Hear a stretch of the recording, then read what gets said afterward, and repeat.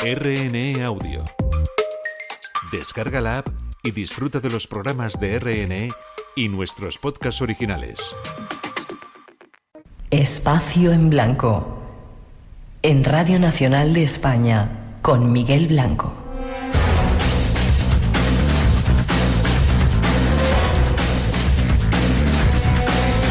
Pasan algunos minutos de las 2 y tras las noticias es de nuevo nuestro tiempo en este programa más corto de lo habitual y tenemos aún un rato para disfrutar juntos de este Espacio en Blanco.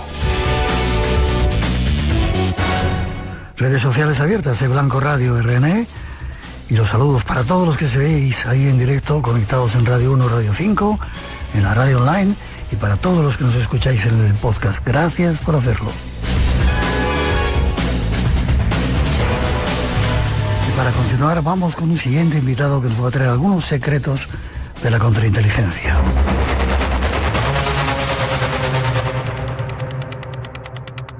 ¿Qué objetivos persigue la contrainteligencia y qué misiones realiza?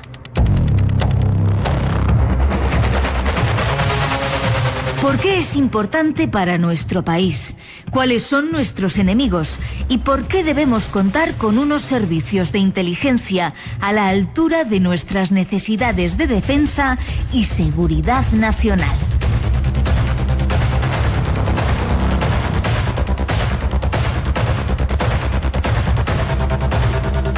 Para conocer algo más de este asunto lleno de secretos, tenemos con nosotros a un oficial de la Armada en la Reserva, exmiembro del Servicio de Inteligencia Español, asesor y divulgador de la cultura de inteligencia, seguridad y defensa.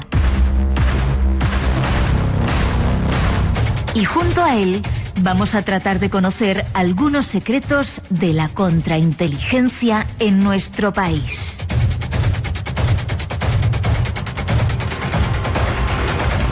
Vamos con otro de esos temas misteriosos y enigmáticos que tienen que ver mucho con la actualidad.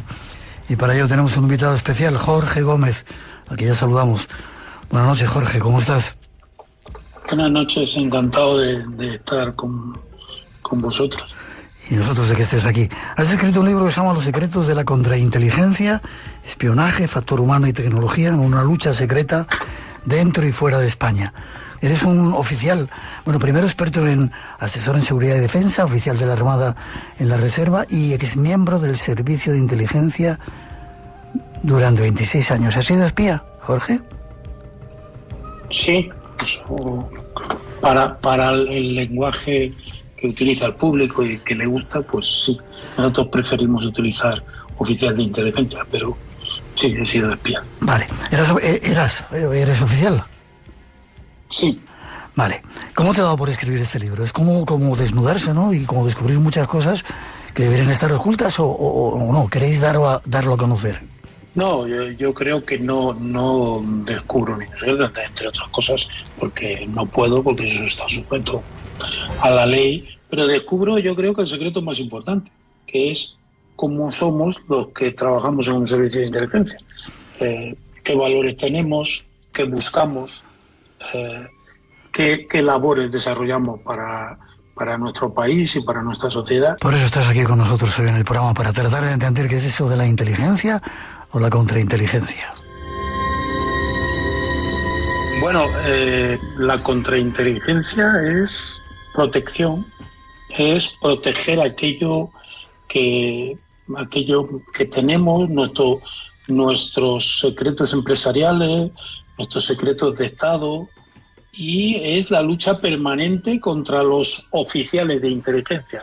Digamos que la actividad de inteligencia tiene dos facetas, una ofensiva, que es la inteligencia, y una defensiva, que es la contrainteligencia. ¿Tú cómo llegaste a este mundo, Jorge? Bueno, la verdad es que llegué de un modo... que yo me enteré de cuál había sido mi proceso 36 años después.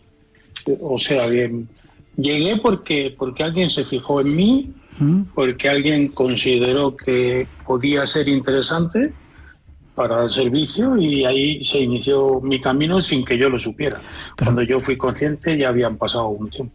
¿Pero estuviste en el CNI, en el CSI? ¿Dónde estuviste? Primero en el CSIC y después en el CNI. Vale, pero supongo que tendrán que haceros una serie de pruebas, ¿no? Y además daros, no sé, muchas informaciones para que aprendáis a informar o desinformar. Digo yo, no sé.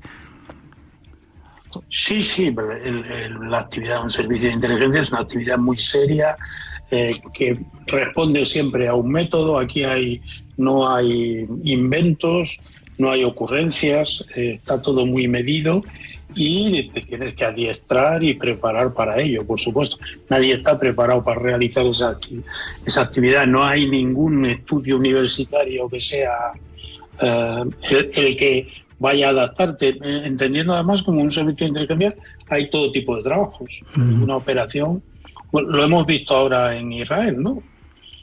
Podemos imaginarnos qué cantidad de trabajo hay detrás de cada operación exitosa del Mossad. ¿Tú venías del ejército, del mundo del ejército? Sí, yo procedo de la Armada. Vale. Y en la Armada estuve destinado en submarinos. ¿En submarinos también? Sí. ¿Y hay alguien que se fija en ti del CSIC o del CNI y dice, vente con nosotros? ¿O no? Pregunto.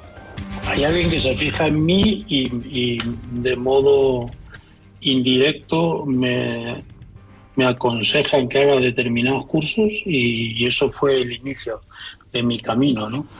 Vale. En tu libro hablas de la inteligencia de fuentes humanas, el Lumin. ¿Qué es eso del Lumin? Bueno, el Lumin es la inteligencia que tú extraes, la información que tú extraes de las personas. Las fuentes humanas son las personas. Y es pues todo un arte.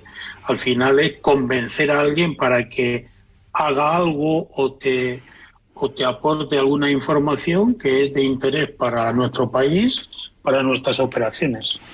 Todo un arte, el arte del convencimiento. Vale, ¿qué características tiene que tener alguien que entra en contrainteligencia? ¿Qué es lo que os piden?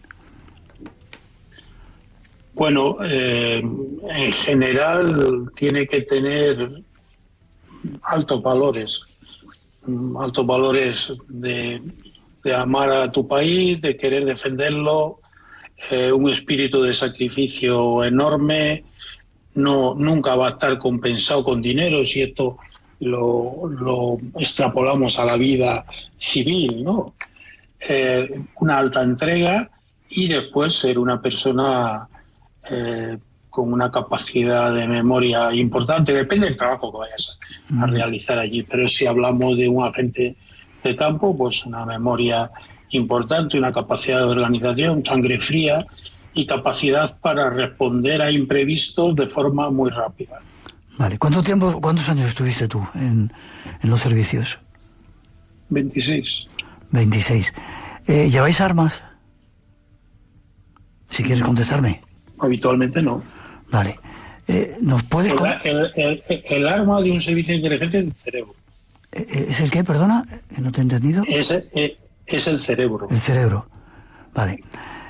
Yo no sé si quieres contarnos alguna de las misiones que has hecho, que te voy a sacar un poco el morbo de esas cosas que hacéis y luego entramos más en profundidad en los escándalos, en la red de Shelon y toda esa serie de cosas de las cuales hablas en tu libro. ¿Dónde estuviste ejerciendo, si se puede saber? ¿En qué parte del mundo o en qué lugar? Bueno, yo estuve destinado en la central y como todos realizamos operaciones en muchas partes del mundo, pero eso forma parte de secreto, de eso sí que no puedo hablar.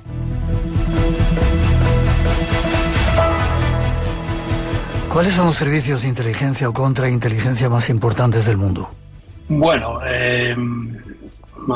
hemos visto estos días en la práctica uno de los servicios más importantes del mundo, que es el Mossad, pero también son muy importantes los servicios rusos, el FSB y el SVR y el GRU, la CIA y el FBI, el MI6 y el MI5, los servicios chinos. Hay muchos grandes servicios y el nuestro es un gran servicio en la medida de las posibilidades que tenemos. Claro. Yo cuando alguien me pregunta, ¿usted es bueno o malo? Yo siempre pregunto como buen gallego, ¿comparado con quién? ¿Y con qué medios? Cuenta es ellos y nosotros, ¿no? Ya. Hemos hablado unas otras veces también con compañeros tuyos y el servicio de inteligencia español está considerado como uno, por lo menos muy bueno al menos.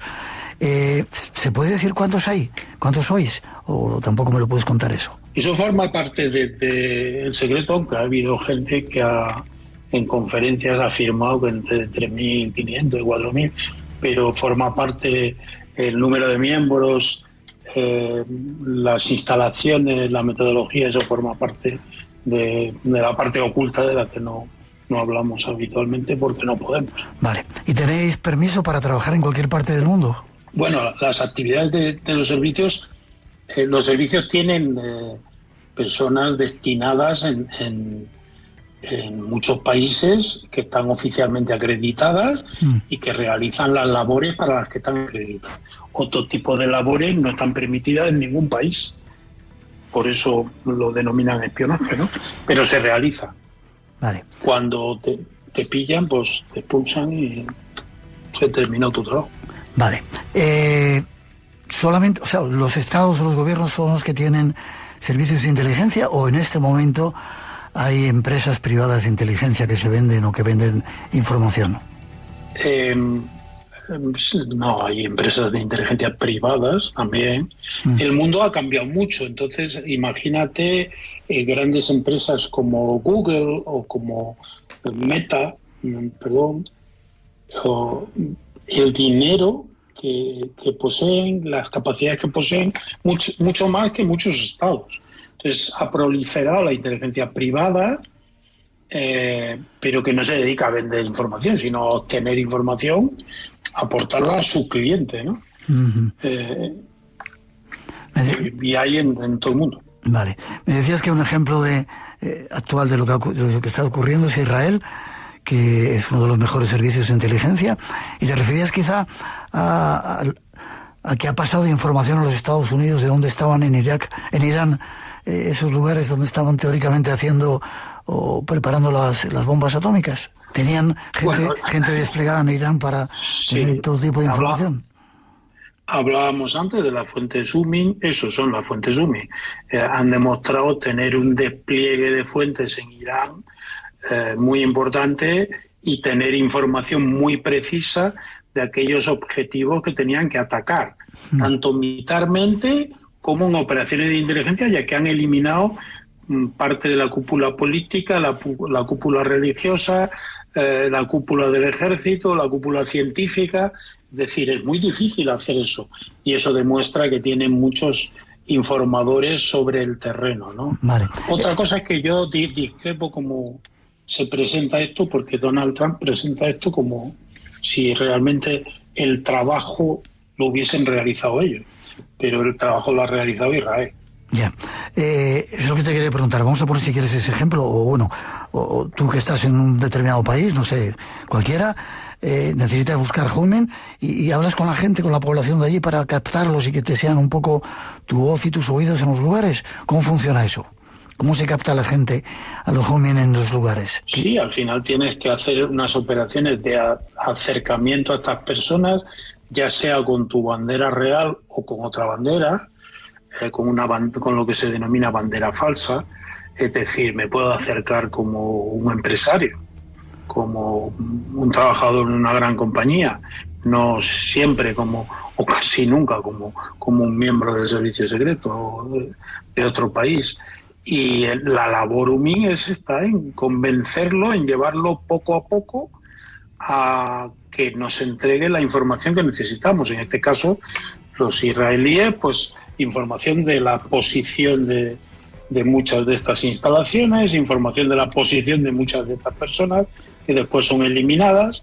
Es un trabajo complejo, pero bueno, que se podría responder con la lógica de la vida, ¿no? Es como si tú hablaras con alguien y al final se acabara convirtiendo en tu amigo, que esa figura es para él, no para ti.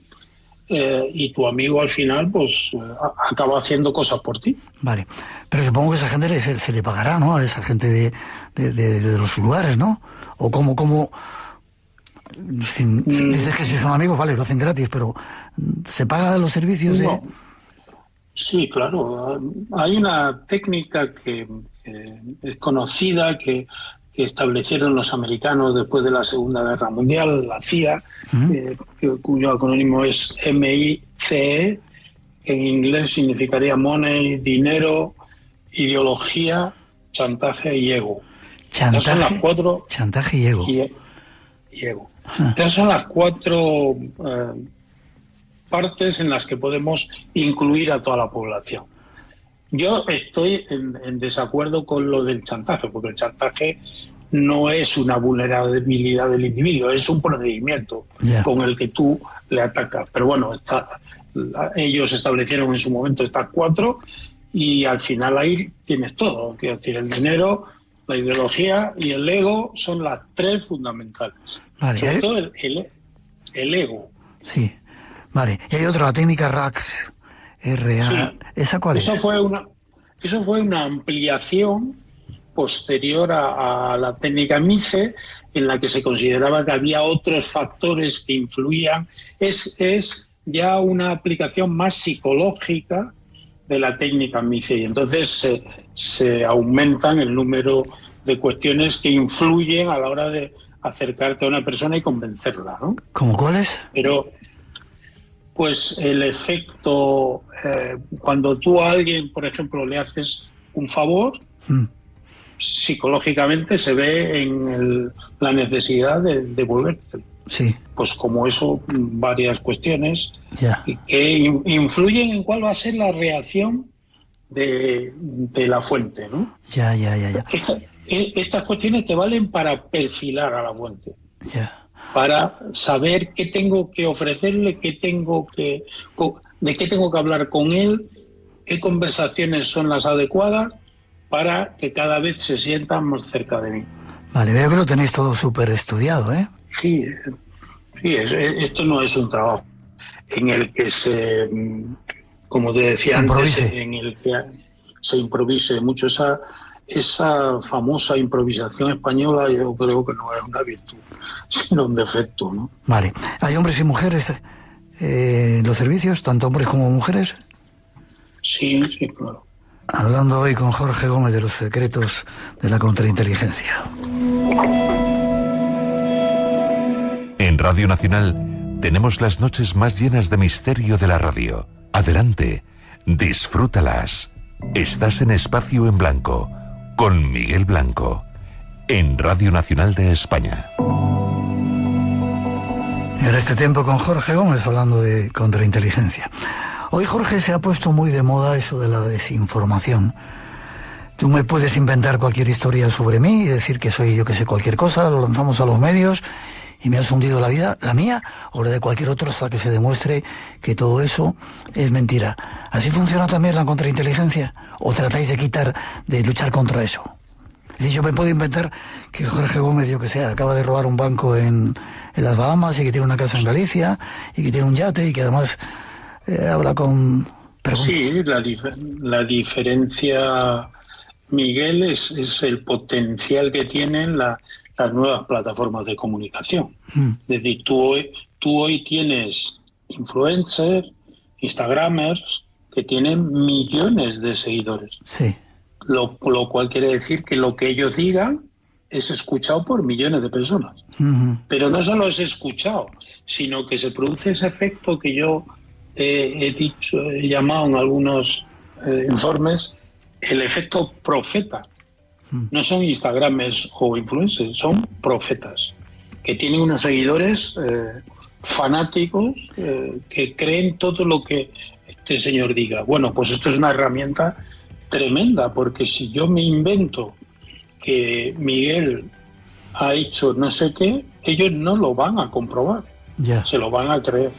Entonces, los servicios de inteligencia realizan estas labores. No, la contrainteligencia lo que hace es enfrentarse a estas cuestiones, a la desinformación, que creo, Miguel, es uno de los principales problemas que tenemos en el mundo actual. Sin duda.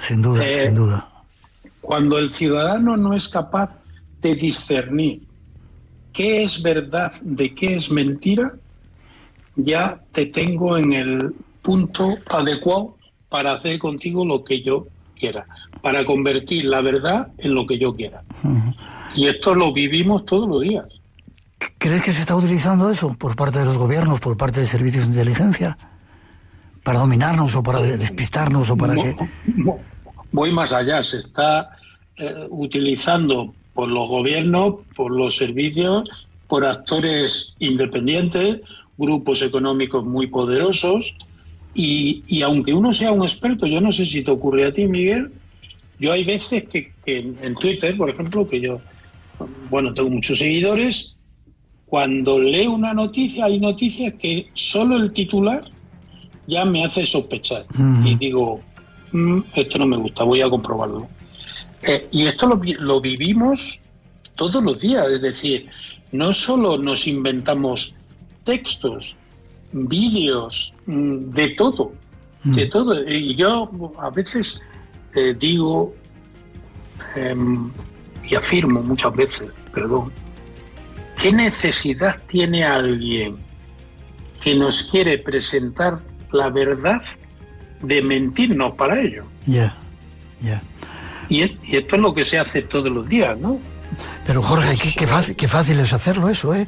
Lanzar cualquier cosa de una persona, de una situación, a una persona la puedes machacar, y más ahora con esas tecnologías que tenemos, la inteligencia artificial. Yo he escuchado audios míos que parece que los he hecho yo, ¿sabes? Y pueden poner en mi boca o en la tuya cualquier tipo de cosa, ¿eh? Sí, me pueden poner. Hoy, al principio, los vídeos fake tenían algunos errores de movimiento de los labios, de asincronía, pero hoy ya está todo perfecto.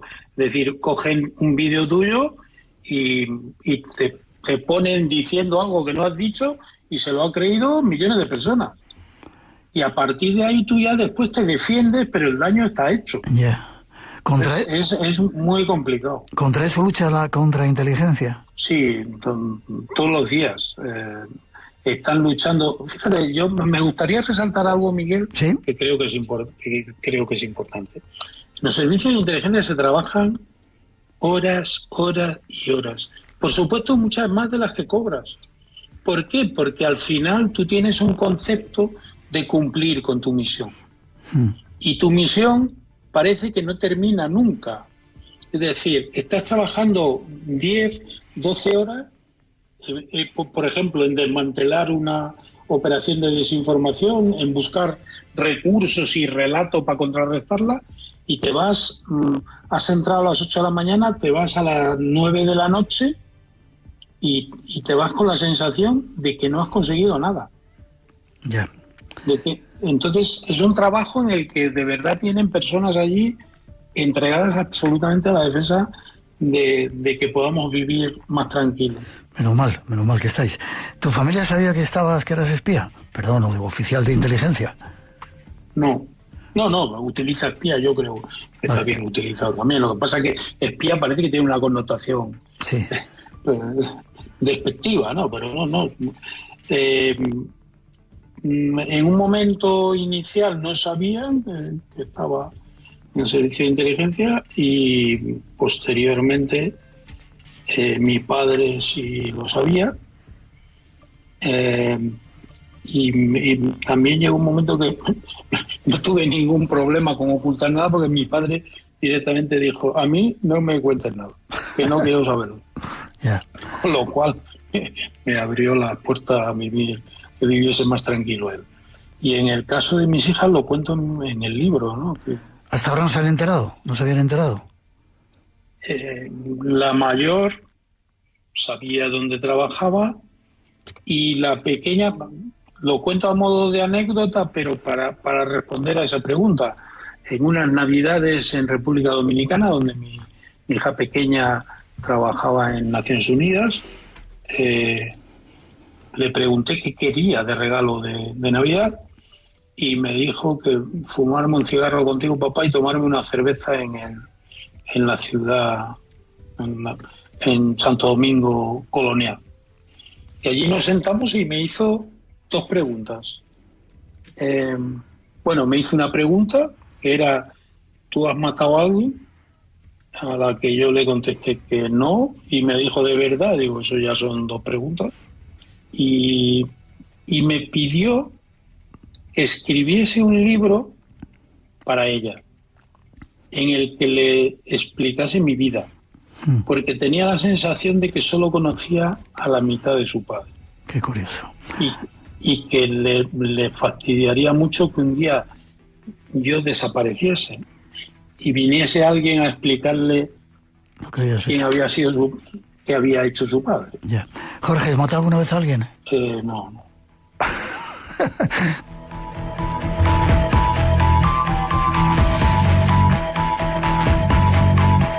Vamos con algunos de los escándalos o de los proyectos de los cuales hemos tenido datos. La red, el caso de la red Echelon. ¿Qué era eso, Jorge? Era un sistema de escucha que habían establecido y en el que tenían monitorizado prácticamente a todo el mundo. Esto lo habían establecido entre algunos países, por supuesto Estados Unidos, pero con algunos países europeos. ¿Sí? Y lo importante era que nos escuchaban a casi todos, ¿no? ¿Y cómo lo hacían? ¿Cómo lo hacían? ¿A través del teléfono? ¿A través de...? Sí, escuchaban las comunicaciones, ¿no?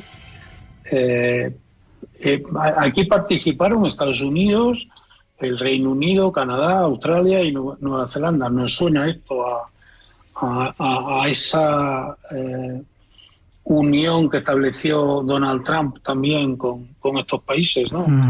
Uh-huh. Lo que hacían era capturar comunicaciones de radio y satélite, llamadas de teléfono, faxes y correos electrónicos en casi todo el mundo. Y disponían de unos sistemas y de unas máquinas impresionantes que hacían un análisis inmediato de todo eso que interceptaban. ¿Alguna Tampoco, vez? Sí, disculpa. Nada, por aclarar, Miguel, tampoco nos tenemos que poner muy nerviosos, porque una cosa es que se escuche y otra cosa es que interese lo que nosotros hacemos para algo. Yeah. Aquí todos nos venimos arriba y decimos, pero nos escuchaban a todos. Digo, no, aquí no, porque no, lo que hacían no interesaba para nada. Pero esto da una idea de lo que se puede hacer, ¿no? Que es controlar las comunicaciones de todo el mundo, y aquí pues las comunicaciones empresariales, las comunicaciones entre miembros de los gobiernos, pues eran fundamentales. O sea, que Pegasus no era nada comparado con esto. Pegasus, la has nombrado, era otra de las que te quería preguntar. ¿Qué era? ¿Algo que ocurrió aquí en España? ¿Que controlamos los teléfonos de los políticos? No, Pegasus es una aplicación que se instala en los teléfonos y que es capaz de, digamos, para que lo entienda todo el mundo, de hackear, de hacerse con el control del teléfono, ¿no? Pero aplicaciones como Pegasus hay muchas. El problema ha sido que se ha utilizado para hackear, para controlar teléfonos de autoridades nacionales, como ha sido nuestro presidente y algunos ministros. Uh-huh. También es verdad que esto en España se ha tratado muy mal, porque también se ha escuchado el teléfono de Macron y el de Boris Johnson, pero no se ha planteado ningún escándalo. Los países han cerrado filas, han visto qué daños habían sufrido y a partir de ahí se han dedicado a corregirlo. Aquí pues hemos hecho como siempre, airearlo, que no sé cuál es la ventaja de eso. Y porque al final parece siempre, no sé si estás de acuerdo conmigo, Miguel, que nosotros somos los más abiertos para contar las cosas aquí y por tanto al final parecemos los más tontos. Yo no puedo opinar. No puedo opinar, pero me río. Sí, claro. Sí, déjame que te pregunte, ¿cómo se inyecta eso? ¿Cómo se instala eso en un teléfono o una red de información? Tienes que picar, abrir una de esas aplicaciones que te dicen, te ha tocado no sé qué, o tu paquete está no sé dónde, o te voy a entregar. ¿Así es como funciona? ¿O tenéis otros sistemas que no vas a decir o que quieres desvelar un poco? No, desconozco cómo se infecta, aunque básicamente casi todas las infecciones pasan por el control directo del teléfono, o sea, el acceso físico al terminar para poder infectarlo, o la necesidad de que pinches algún link que proceda a la infección del teléfono. Vale. Para eso se hace ingeniería social. Yeah. Es decir, se te envía un link que se corresponde con tus gustos, con algo que hayas preguntado. ¿Cómo lo tienen de controlado? Se hacen trabajos de inteligencia, claro. Sí, claro, se hacen trabajos importantes antes de realizar esa infección. Vale, brevemente, el escándalo CryptoAG, ¿eso qué era? Bueno, esto esto también fue algo escandaloso, y otra operación de inteligencia importante, ¿no? CryptoAG era una empresa que fabricaba equipos para encriptar las comunicaciones de los estados. Y este fabricante, que era un fabricante suizo en sus inicios, esta empresa fue comprada por la CIA y por el Servicio de Inteligencia de Alemania Occidental, el BND, en 1970. Y establecieron una operación a la que le llamaron Rubicon, que era que vendían a los países estos aparatos para cifrar sus comunicaciones, pero ellos tenían acceso a una puerta trasera para comprobar todo lo que hacía el aparato. Y estuvieron haciéndolo durante años. Estamos hablando de 1970, la empresa realmente se disolvió en 2018. Y así se pudieron cargar a un montón de supuestos enemigos que había, ¿verdad? Sí, con esta operación trabajaron mucho en el entorno de Latinoamérica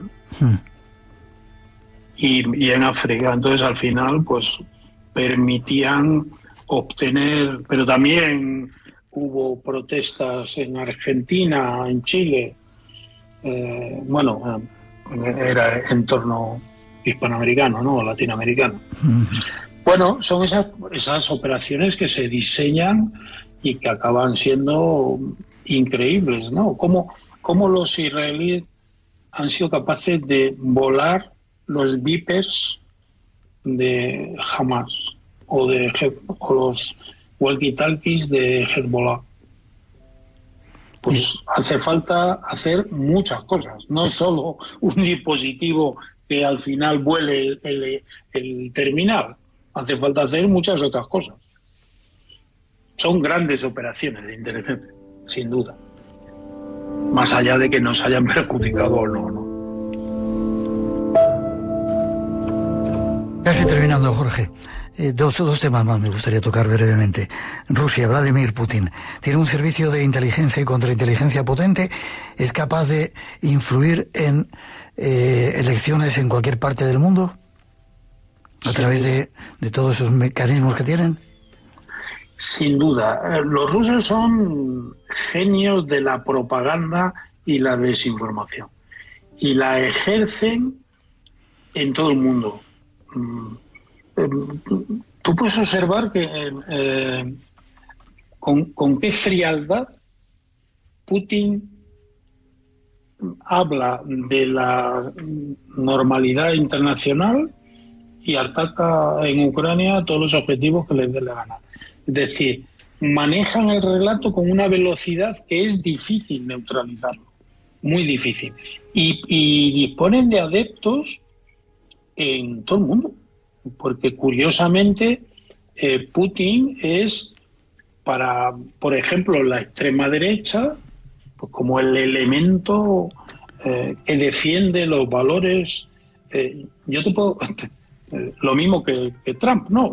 Cuando al final, bueno, no son la misma figura. Trump a mí es un populista del libro, y Putin es un gobernante que ha vivido el declive de su país y que ahora que se siente más poderoso quiere volver a tiempos pasados, algo que es preocupante para nosotros.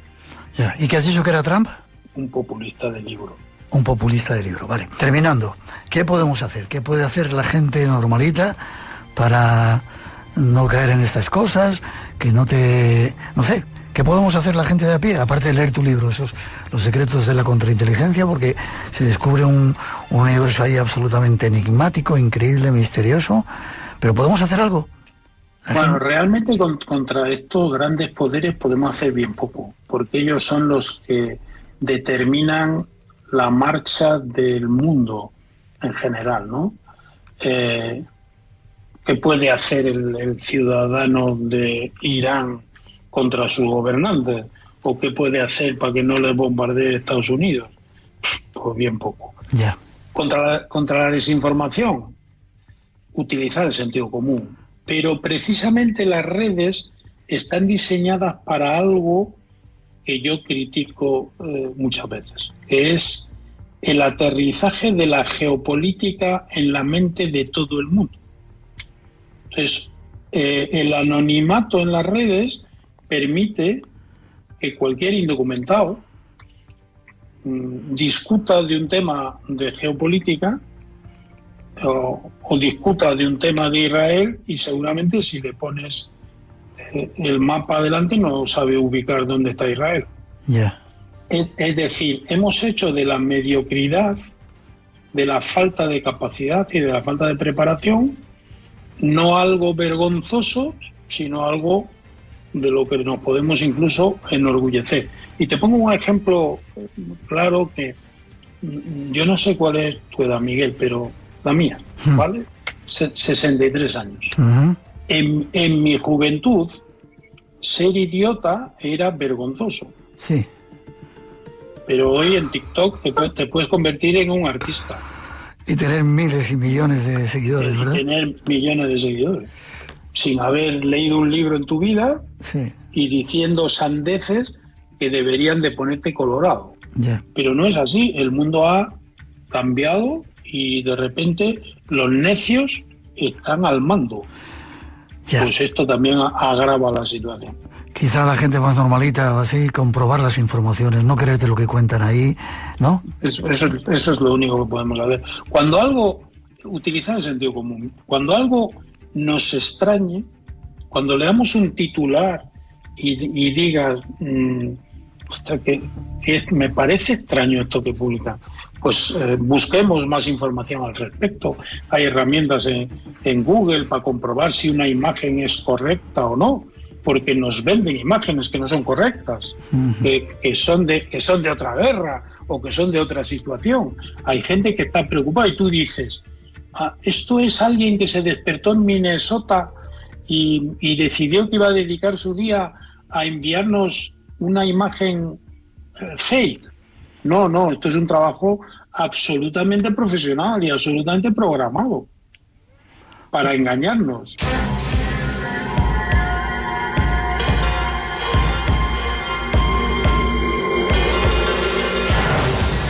Solo me queda, Jorge, darte las gracias por el trabajo que hacéis en la sombra, a ti y a tus compañeros, por intentar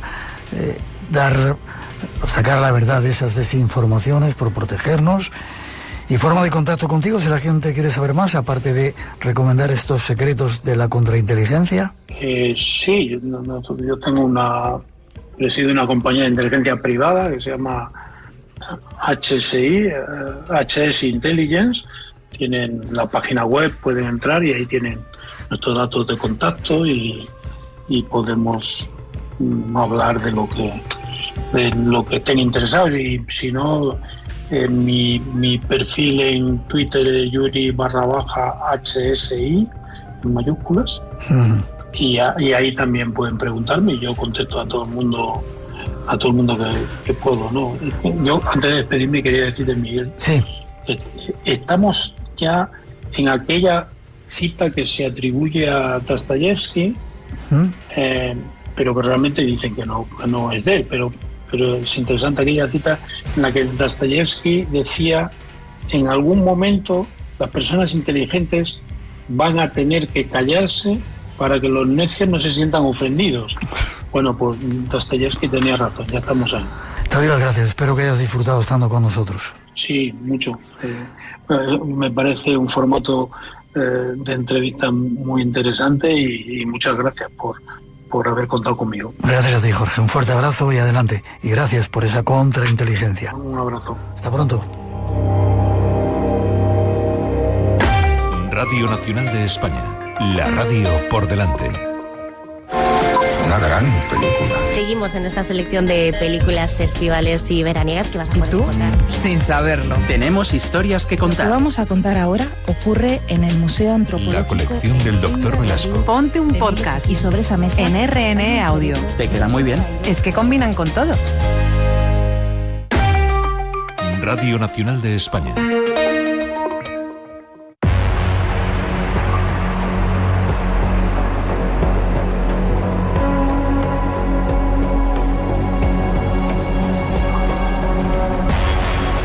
Hoy nuestro compañero Juan Gómez nos trae fenómenos extraños en la habitación. Ya le saludamos. Buenas noches, Juan. Muy buenas noches, Miguel. Como siempre, un placer. También para nosotros. Creo que es un oyente la persona que te relata lo que vamos a escuchar.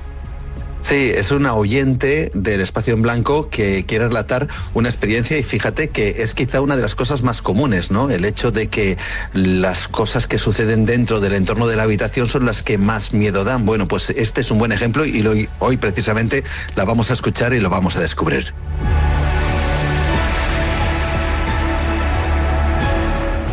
¿Cómo comienzan las experiencias? Pues comienzan, como ella misma me decía, de forma gradual. Lo que pasa es que la primera de las experiencias ya produce un tremendo impacto.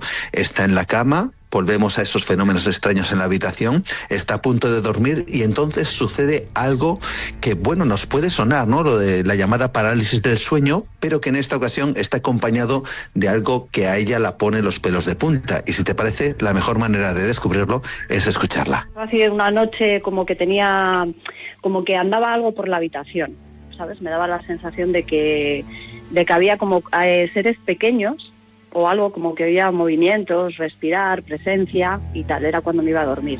Me daba la sensación de que eran cosas pequeñas que estaban como corriendo por alrededor de la cama, pero como que cada vez se iban acercando más a mí. O sea, ya hasta llegar al punto de que me sujetaban incluso. O sea, yo luego cogí muchísimo miedo, ¿eh? Seres pequeños. Wow, ¿le pasaba muy a menudo esta experiencia? ¿O se repetía muy a menudo? Pues sí, le pasó muy a menudo y además, como decía, fue en progresión, fue cada vez a más. Esto que, desde luego, podría ser algo realmente inquietante, acabó por transformarse en cosas que, bueno, llevan más allá de lo que sería una experiencia de este tipo en la propia habitación. Ella nos contaba cómo también había otros fenómenos extraños en la propia casa. Esto es lo que contaba. Y bueno, pues empecé a cerrar la puerta y demás, y una noche empecé a oír golpes en la puerta. O sea, era mi sensación. Y golpes como que quería entrar algo. Y bueno, pues nada, yo me ponía, bueno, pues lo típico, te levantas como todos los días y tal, pero con sensaciones muy raras, como que algo estaba pasando y no... De hecho, una vez se me encendió el DVD, que no funcionaba y se encendió solo. Pasaban cosas un poco extrañas en casa, en serio, ¿eh?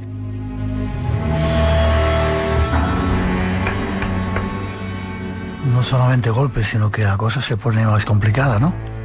Sí, más complicada, sobre todo porque en ese tipo de sensaciones, porque ella siempre habla de sensaciones, tenía la sensación de que seres pequeños estaban alrededor, esos golpes en la puerta, ella siempre lo percibía con los ojos cerrados en esa extraña parálisis que muchas veces hemos comentado. El problema es cuando en una de esas experiencias abre los ojos y esta, o al menos lo que ve, lo llena o la llena a esta mujer de absoluto terror. Si te parece, vamos a escucharlo porque desde luego casi nos pone los pelos de punta.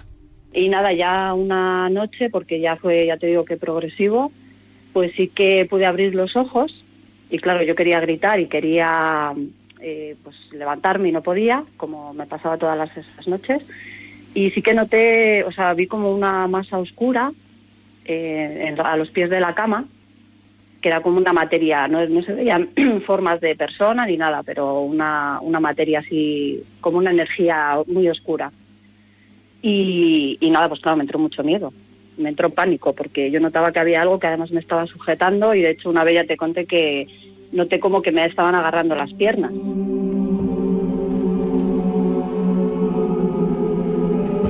Wow, cuando uno se encuentra con eso sí que es terrorífico, ¿eh? Claro, porque no solo es la sensación de ver algo, esa masa informe oscura, sino ver cómo aquello, sea lo que sea, te está sujetando las piernas, está teniendo una interacción física contigo en ese espacio que es el que supuestamente más vulnerable y al mismo tiempo más íntimos nos resulta, como es el espacio de la propia habitación. Ella entra absolutamente en pánico, imagínate toda esa sensación, y hace algo que quizá, incluso no siendo religioso, pues haría una persona que buscara ayuda en ese momento, ojo, tan solo con la mente, porque no podía mover un solo músculo. Sus ojos veían aquello, esa figura le agarraba, así que solo pudo hacer lo que nos cuenta. Y pude abrir los ojos y es cuando vi como una masa negra, oscura, que estaba delante de la cama, que me estaba paralizando. Entonces yo al abrir los ojos y ver eso me dio mucho pánico. Entonces es verdad que recurría a la fe, vaya, a ayuda, ¿no? Que pedía ayuda porque lo veía como algo demoníaco, muy oscuro, me estaba dando un pánico, o sea, era pánico. Invoqué un poco pues lo típico, ¿no? Ay, Dios mío, ayúdame o tal, y se me apareció como al lado como una imagen blanca, como algo que bajó así más claro, más blanco, y ya se pasó todo. Menos mal que llegó esa presencia blanca. Pero tuvo más percepciones en la casa, ¿pasaba algo en ese lugar donde vivía? Sí, ella tuvo una percepción extraña, un flash, como ella lo llamaba, que tenía que ver con la visión de una figura, o más bien de la cara de alguien que no supo reconocer dentro de la propia casa. Te voy a poner brevemente en situación. La casa donde vive es una casa ella me decía, de segunda mano, ¿no? Segunda propiedad. Y en esa casa pues vivía una familia, y de vez en cuando llegaban cartas de esa familia que vivía allí, y tenía que, pues entregárselas hasta que todo aquello se normalizara. Bueno, pues en un momento determinado ella vio una figura, y esa figura le llena de terror, sobre todo por lo que lo asocia. Vamos a escucharla. Y me volvió a pasar, y nada, entonces me vino así como un flash de una persona, de un chico, con la mitad de la cara, que se la vi perfectamente, tenía los ojos como verdes y el pelo un poquito largo, y entonces yo mentalmente le dije, estás muerto, y desapareció. Luego te digo que no sé si sería casualidad o no, pero yo compré una casa, que mi casa es de segunda mano. Me enteré después de que había muerto un hijo de los dueños de esta casa mía. Se murió su hijo estaba haciendo submarinismo o algo así, ¿sabes? Y una vez vino su hermano, como que tenía ganas de entrar, y yo de verdad que ahí noté como que estaba la presencia de su hermano, o sea, la persona fallecida, que estaba como, no sé, como esperando a que llegara su hermano o algo, no sé, bueno. Wow, ocurrían percepciones de todo tipo, ¿eh? Percepciones de todo tipo, incluso, y lo has añadido muy bien, incluso sueños premonitorios. Ella afirma que quizá todas estas experiencias despertó algo en su mente que estaba absolutamente desconocido hasta ese momento. Tiene un sueño que ella garantiza fue premonitorio, y así precisamente nos lo explicaba. Que había tenido un sueño muy raro, que era que estaba en una cafetería y de repente estaba mi coche aparcado fuera, y vino la policía y me llamaron en el bar entraron y me dijeron que es que mi coche había tenido un atentado. Y bueno, pues yo salí fuera, vi la ventanilla rota del cristal, habían hecho como un puente, es que era todo tan real. Entonces, bueno, pues vi todos los detalles de mi coche, lo vi perfectamente, que estaba la ventanilla rota, el puente. Un policía me estaba hablando, diciéndome que es que habían intentado robarlo. Le vi la cara al policía, era alto, la cara, o sea, había dos, pero a uno de ellos le vi la cara perfectamente. Pues luego a las 2 o 3 semanas, no me acuerdo más o menos, pero más o menos por ahí, estaba en casa de mi pareja y me llamó mi madre, que ha dejado tu hermana el coche aparcado y la han intentado robar. Y te juro que es que llegué y no era mi coche, era el coche de mi hermana. Y estaba la ventanilla rota, le habían hecho un puente, estaba la policía allá, y el policía es que era el mismo. me estaba hablando el policía, pero yo no estaba dando crédito a nada, porque digo, no sé si estoy soñando otra vez, pero esto no puede ser. O sea, esto no puede ser. ¿Y a qué conclusión llega? ¿Te contó algo de lo que pensaba que le ocurría? Sí, porque este tipo de experiencias ella no sabe, ni sabía en ese momento por qué le venían. Así que empezó a investigar, empezó a indagar y bueno, de alguna forma, de alguna manera, esto le llevó a algún tipo de conclusión, que es precisamente lo que comparte con nosotros en Espacio en Blanco. Te pones a buscar, ¿no? A ver qué me ha pasado, por qué me pasa esto, qué es. Y ya sí que es verdad que descubrí, pues eso, que había mucha gente que le pasa, visitante de dormitorio que llaman, ¿no? Varias interpretaciones, ¿no? Como un estado del sueño y conciencia, pero bueno, yo te digo que había algo, porque es que te lo aseguro, lo puedo asegurar que algo había.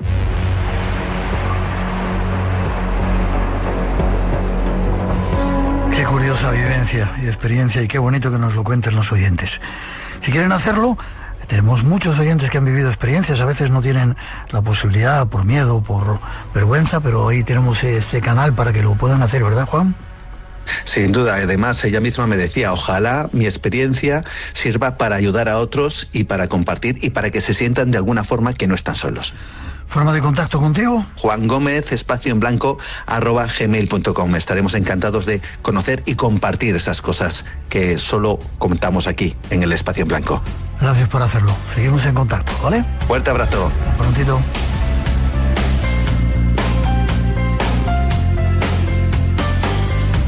Y terminamos por hoy. Como siempre, ha sido un placer compartir este tiempo de radio mágica con todos.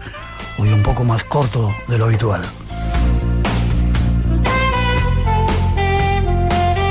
Para nosotros será un placer volver a encontrarnos aquí en vuestra casa, en Radio Nacional de España. Y recordaros que el próximo día 21 de marzo estaremos en el Paraninfo de la Universidad de Alicante a partir de las 8 de la tarde, con entrada libre, preparando o haciendo un programa que no debéis de perderos. Estáis todos invitados. Feliz semana para todos. Nos encontramos aquí en el Espacio en Blanco. Ese Espacio en Blanco siempre abierto para todos. Y les dejamos ahora con las noticias y el resto de la programación de Radio Nacional y un poquito de nuestra mejor música. ¡Feliz semana!